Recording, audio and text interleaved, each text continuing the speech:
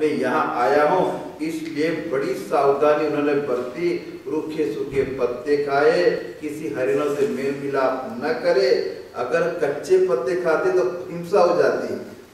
इसी प्रकार से शरीर को ठंडी में पानी में डुबा के रखते थे, गर्मियों में ताप सहन करते थे, वर्षा सहन करते थे, तपश्चर्या जारी रही। आप लोग को आश्चर्य होगा, मैंने वृंदावन में कई कुत्ते देखे थे ऐसे जो एकादशी के दिन कभी भोजन नहीं करते थे। आप लोग भले खा लो, तो कुत्ता नहीं खाता। तो देख लिया, उसको पता नहीं कहाँ से मालूम पड़ जाता था। एकादशी के दिन आप रोटी दो, उठा के कहीं छुपा देगा, पर एकादशी के दिन वो रोटी कभी नहीं खाता था। तो प्राणियों में भी कुछ संस्कार तो रहते ही है। इस प्रकार से उन्होंने हरिण शरीर को भी त्याग किया। जैसे वस्त्र धारण करते हैं, हवा आई, कपड़ा गिर गया, ऐसे उनका शरीर छूट गया। अब तीसरा जन्म हुआ, ब्राह्मण कुल में ब्राह्मण के बच्चे बन के आए। अभी तो और उनके जो पिता थे, उन्होंने बड़े प्रेम से उनको ये यज्ञोपवीत किया, मानी जोने दी, मंत्र सिखाया गायत्री, पर ये भूलना ही नहीं चाहते थे। अगर गायत्री मंत्र ठीक पढ़ेंगे तो वेद अध्ययन करना पड़ेगा, वेद अध्ययन करेंगे तो कर्मकांड करना पड़ेगा, कर्मकांड करेंगे तो फिर पैसा आएगा, फिर विवाह होगा, फिर बच्चे कच्चे होंगे। ये सब में पढ़ना ही नहीं है तो बोले ही नहीं गायत्री। अब तो उनकी माँ मर गई, सौतेली माँ से बेचे जो बच्चे थे सबने बहुत सताया, पर एक शब्द किसी ने विरोध नहीं किया। कोई काम ठीक करते नहीं थे और उनको जैसे कुछ मालूम ही नहीं है, जानबूझकर ही ऐसे करते थे। उनका तो किसी में रहते नहीं, कच्चा दे तो खा ले, पक्का दे तो खा ले, जूठा दे तो खा ले, बचा कुचा दे तो खा ले, कभी कुछ विरोध नहीं, बस मस्त आराम। और शरीर बड़ा मोटा हो गया, क्योंकि जिनको फिक्र होती है उनका शरीर कम होता है। ये तो बिल्कुल बड़े हो गए, उनका नाम ही पड़ गया जड़ भरत। अब तो उनके बाप मरते मरते बहुत चिंता करके मर गए। अब तो घर वाले ने उनको खेत में बिताया। खेत में कहा, देखना अगर कोई प्राणी आ जाए, पशु पक्षी आ जाए, उसको दूर करना। ये तो मस्त राम थे, राम की चिड़िया, राम का खेत, खाओ चिड़िया भरपूर पेट, ये तो किसी को उड़ाने वाले थे नहीं। अब तो घर से निकाल दिया गया, घूमते रहते थे। एक दिन जंगल में बैठे थे आनंद से, और उसी समय किसी सरदार की जंगली लोग जो होते हैं ना, डाकू लोग, उन्होंने कोई नर बलि रखा था, उनकी नर की बलि चढ़ाते थे और वो भाग गए आदमी। अब तैयारी हो चुकी थी तो ढूंढ रहे थे कोई बढ़िया बलि मिल जाए, और जंगल में फिरते घूरते देखे तो ध्यान मग्न हमारे कौन मिल गए, जड़ भरत जी मिल गए। उनको उठा के ले गए, वो तो जो जहाँ ले जाए वहां जाने को तैयार, कोई विरोध नहीं। और उनको स्नान कराया, बढ़िया वस्त्र पहनाया, चंदन लगाया, वो तो बहुत खुश हो गए। मालपुआ दिया खाने को, बड़े प्रेम से खाने लगे, क्योंकि बहुत दिनों के बाद कोई खिला रहा था। ब्राह्मण का एक लक्षण होता है, साधु का भी, जो मिल जाए तो डट के खा लेते हैं, फिर 5 दिन ना मिले तो कोई चिंता नहीं। उन्होंने घटाघट को खाया और आनंद से, और उनको बलि की तैयारी में कोई डर नहीं है, सब भगवान के सामने हो रहा है। जीवन मुक्त पुरुष भद्रकाली के सामने उनको खड़ा कर दिया, चंदन लगाई, माला पहनाई और अच्छे कपड़े पहनाए। वो तो खुश हो गए, इतने दिनों के बाद शरीर से किसी ने मैल छुड़ाया था, अब तो बलि के रूप में तैयार। भद्रकाली ने देखा, हाय हाय, समता में निष्ठ, ब्रह्म ज्ञान में निष्ठ ऐसे महापुरुष की मेरे सामने हत्या होगी, ये मेरे से सहन नहीं होगा। वहां तो बलि काली भद्रकाली मूर्ति से पट करके निकल पड़ी और खड्ग लेकर जो मारने वाले थे उनके सिर को काट के गेंद बना के उनके सिर से भयंकर लीला करने लगी और जोर जोर से हंसने लगी। न उनको कोई विरोध था, न कोई प्रसन्नता, न कोई दुख। हमारे जड़ भरत तो वहां से चल दिए। देखो कैसे महात्मा है, न निंदित न स्तुवित, शुभ परित्यागी। ये जो है ये जड़ भरत के जीवन में है। हमको एक महात्मा ने कथा सुनाई थी। गांव के बाहर कोई विरक्त महात्मा रहते थे।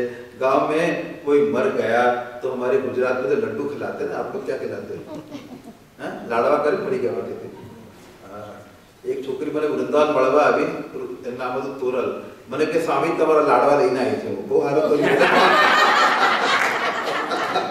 अपने खाई नहीं बेगा के तो लड्डू लेके महात्मा को खिलाया। महात्मा ने पूछा ये लड्डू काहे का है कि महाराज अमुक मर गया है उसके निमित्त है। तो महात्मा को लड्डू बहुत अच्छे लगे। उन्होंने कहा वाह वाह, मरने पे लड्डू मिलता है, रोज मरे कोई अब तो गांव में रोज एक एक मरने लगा। महात्मा तो सत्यवाक थे, जो बोले वो सत्य होता था। गांव वाला ने कहा अभी थे तो बहुत बुरा हुआ। तो किसी के यहाँ बेटा हुआ तो जाके बर्फी खिलाई, बर्फी खिलाते पेड़ा पेड़ा हमको महापेड़ा खिलाते हैं, पूछना नहीं पड़ता, पेड़ा है तो समझ जाते बेटा हुआ है ना। सबको पेड़ा खिलाया। महात्मा बड़े खुश हो गया, अरे पेड़ा कैसे आ गया कि बेटा हुआ, हर रोज एक एक बेटा हो जाए, हमको पेड़ा बहुत अच्छा लगता है तो बदल दिया। तो ये है महात्मा को क्या पड़े, घड़ा फूटे या बना रहे कोई फर्क नहीं पड़ता है। इस प्रकार से ये आनंद से विराजमान थे कौन, जड़ भरत। एक दिन की बात है। अब तो वहां आप देखिए महात्मा लोग ये कथा कहते हैं, ये जो हरिणबाल था उनका तो पाप के कारण बहुत जन्मते आ गए, पर ये जो भरत जी के साथ उनका थोड़े दिन का भी सहवास हुआ, सत्संग हुआ, उनके हाथ से प्रेम मिला, उसका फल ये हो गया, भक्त से प्रीति हो गई।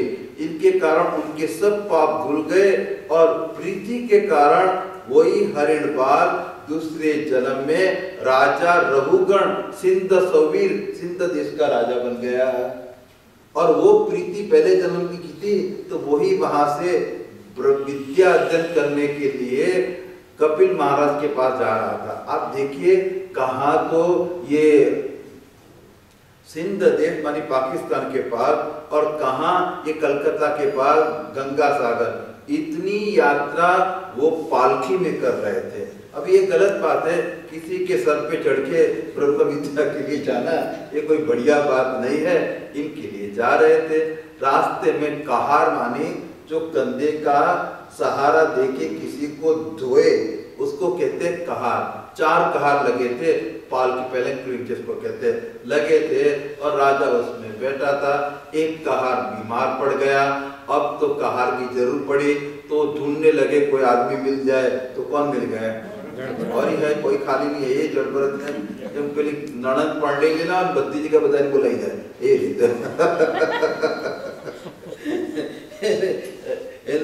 इनको बुला लिया। अब तो चलो देखो ये महात्मा की मौज है, आप जो कराना है करा लो, उनको कुछ लेना नहीं है। न कर्मणा वर्तते नो कनिया, न कर्म करने से उनका उत्कर्ष होता है, न करने से कुछ नुकसान अपकर्ष होता है, दोनों में समता में स्थित है। अब तो वो गए और कहार का काम भी करने लगे। अब तो राजा और ये थे सन्यासी अंदर से, तो रास्ते में देखते थे कोई कीड़ा मकोड़ा आ जाए तो कूदते थे, किसी कीड़े मकोड़े तक को मारते नहीं थे। आप लोग ने जैन धर्म में देखा होगा, वहाँ जो जैन साधु साध्वी होते हैं वो अपने पास छोटी महीन जो होते हैं, जिसके ऐसा एक झाड़ू उसको क्या बोलते हैं, इतना महीन होता है वो रखते हैं, वो सब जगह साफ करते धीरे से, कोई कीड़ा हो हट जाए, फिर हम चले, इसको चोट ना लगे। देखो कितनी अहिंसा में प्रतिष्ठा है उन लोग की। तो यही धर्म ये भी करते थे, कोई कीड़ा मरे नहीं, मकोड़ा मरे नहीं, कोई जीव मरे नहीं, कोई दिख जाए तो कूदते थे। अभी वो कूदे और तीन न कूदे तो राजा को ऊपर पटकर चोट लगे और चोट लगे। अब तो वो बेचारा राजा चिल्लाए, अरे कौन है भाई? तो लोग कहते भाई हमें दिन ठीक चल रहे, ये नया कहार है, ये गड़बड़ करता है, ये कूदता रहता है, अरे तू ठीक होता है, ये तेरे को मैं अभी चखाऊंगा। देखो कोई लेना देना नहीं, पैसा नहीं देना, ऊपर से रुआब जमाने लगा। क्योंकि पूर्व जन्म का संस्कार था ना, वो हरण पालता तो बहुत ढोया था, अब ये जन्म भी उसको ढोना ही पड़ा फिर से। यही तो पूर्व जन्म की प्रीति है। अब तो फिर से वो कूदे और उनको लगी चोट। अब तो राजा बहुत चिढ़ के आ गए और ऐसे कटाक्ष में ताना मार के बोलना, ताना गुजराती में मेणु मारो। देखो जिनको ताना मार के बोलने की आदत होती है उनका दुनिया में कोई प्रेमी कोई भक्त नहीं हो सकता है। कभी किसी को ताना नहीं मारना चाहिए, प्रेम से बात करो, सरलता से बात करो। अब तो राजा कहने लगे अरे आप तो बहुत दुबले पतले हैं, आपसे उठाया नहीं जाता है, इस प्रकार की बात कहने लगे। देखो जीवन भर जड़ भरत बोले नहीं, एक शब्द नहीं बोले, पर ये जो पूर्व जन्म का प्रेमी आ गया ना तो बोलना शुरू कर दिया है। अब तो राजा ने कहा कि क्यों महाराज आपको क्या तकलीफ है इसको उठाने में, आप क्यों ऐसे करते हैं। अब तो ये जड़ भरत जिंदगी में पहली बार बोले। उन्होंने कहा महाराज क्या कहते हो, ये मिट्टी का पृथ्वी मिट्टी की और उसके ऊपर मिट्टी का बना ये शरीर, उसमें मिट्टी से बनी पालकी और उसमें मिट्टी के बने आप, बताओ कौन किस पे चढ़ा हुआ है, कौन किसका भार ढो रहा है। अब बताइए मैं भी मिट्टी का आप भी मिट्टी का, दोनों में क्या फर्क है। ये आत्मा तो अनात्मा से बिल्कुल पृथक है। इस प्रकार से उन्होंने कह दिया। अब तो राजा रघुगण समझ ले गया ये कोई सामान्य कहार नहीं है, ये तो कोई तत्वज्ञानी पुरुष मालूम पड़ता है। पट करके कूद पड़े पालकी से और चरणार्थ में प्रणाम किया। महाराज हमको इंद्र का डर नहीं है, हमको शंकर भगवान जी का त्रिशूल का डर नहीं है, हमको किसी का डर नहीं है। डर एक चीज का है, एक चीज से हम घबराते वो है महापुरुषों का तिरस्कार। वो तो सत्यानाश करने वाला है। अगर आप महापुरुष है और बात से बिल्कुल स्पष्ट है, मैं आपसे क्षमा याचना करता हूँ। अब आप बताइए, आप कहते हैं मिट्टी पर मिट्टी उस पर मिट्टी है, ये बात तो आपकी ठीक है। हम प्रश्न आपको करते हैं कि मिट्टी का घड़ा हो, उसमें पानी रखा गया हो और घड़े को गर्म करते हैं तो पानी गर्म होता है कि नहीं? पानी भी गर्म हो जाता है। तो भले ये मिट्टी के शरीर में हम रहते हैं, फिर जो भी शरीर में होता है, गर्मी ठंडी, भूख प्यास, संयोग वियोग, सुख दुख, सबकी असर हम पे पड़ती है। मैं सुखी अहम दुखी, ये सब धर्म मालूम पड़ता है। तो आप कैसे कहते हैं मिट्टी पर मिट्टी है? महाराज ने डांट दिया। अभी देखो गुरु जी पहले कैसे होते थे, जो फटकार देते, फटकार दे भाई दो चार सुना देते थे कड़ी कड़ी, उनको कोई लेना देना नहीं था। पढ़ना है तो पढ़ो, तो जाओ अपने घर। इन्होंने वो पहले ऐसे कहते थे फटकार है सो सिद्ध है ना, उन्होंने तो बिल्कुल फटकार दिया। अब अरे तू बेवकूफ कहीं का, बड़ी बड़ी बात बनाता है। इस शरीर में क्या फर्क है, ये शरीर में क्या फर्क है, तू अपने को राजा मानता है। अरे तू सिंध देश का एक प्रांत का राजा है और ये शरीर एक जन्म में पूरे पृथ्वी का राजा था। ये तो आगे पीछे चक्र कर्म का चलता रहता है।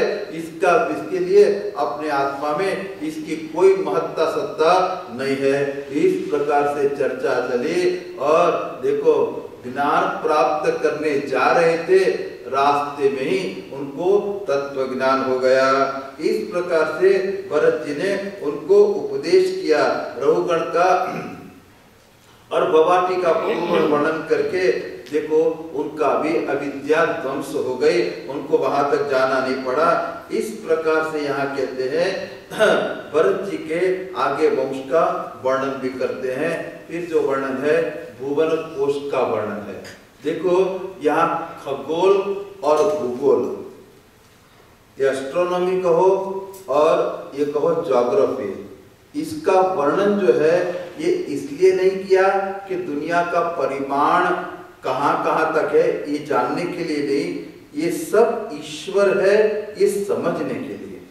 अभी हमको किसी ने इंटरनेट पे भेजा था कि चंद्रमा पृथ्वी के सामने कितना छोटा है और पृथ्वी इतनी छोटी दिखती है सूर्य के सामने, और एक दूसरा तारा है, स्टार है, वो उसके सामने सूर्य इतना छोटा दिखता है। तो आप बताओ उनके सामने पृथ्वी कितनी दिखती होगी? बताओ, इतना बड़ा तारा है उसके सामने सूर्य इतना छोटा दिखे।